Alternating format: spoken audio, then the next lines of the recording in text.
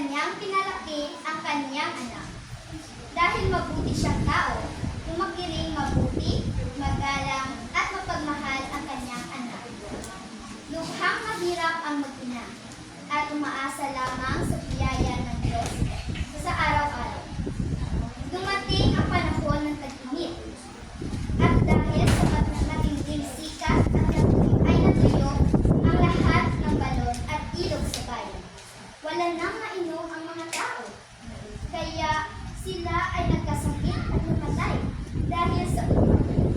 Maging ang mabuting ina ay nagkasakit din dahil sa labis na pagkaulog. Anak, ihanan mo ako ng tubig na nag-ulan. Kahit isang patak lamang ay makakapawi ng aking ilaw. Hiling niya sa kanyang anak. Saan man siya magpunta ay wala siyang natagpuang tubig.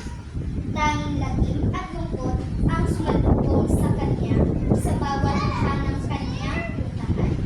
Dahil lahat ng kanyang mga kapitbahay ay nanghina at halos wala ng tubig. Naglakad siya ng naglakad nang hindi nalalaman kung saan siya ipunta. Inisip niya ang kanyang matandang ina. Nang maikot na niya ang buong bayan, tumingala siya sa langit at nagdasal. Panginoon, bigyan mo ko ang aking ina ng kaunting tubig na maiinom. Agad na sumipot ang isang maliit na bukal sa kanyang paanan. Dali-dali niyang pinuno ang kanyang baon at nagpasalamat sa Diyos.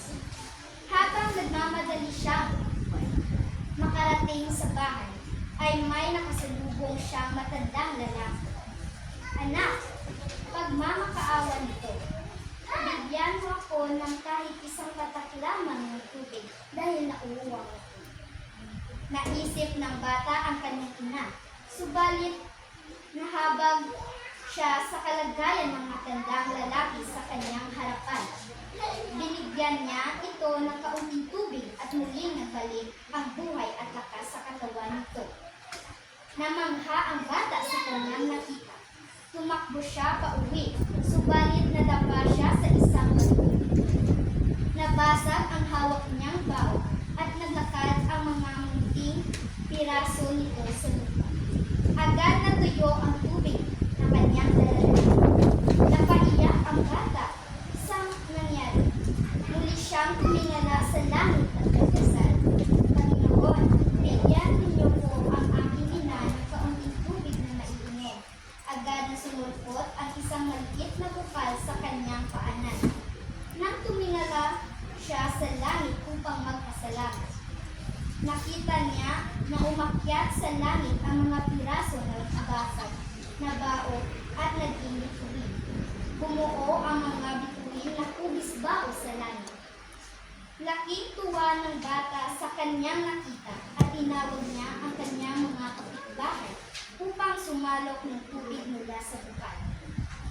Nagsiinom ang mga tao at muling nagbalik ang lakas at buhay sa kanilang katawan.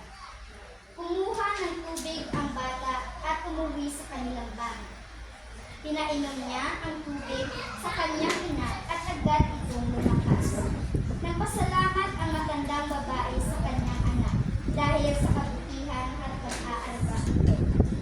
Ina, ang Panginoon ko ang tumulong sa akin.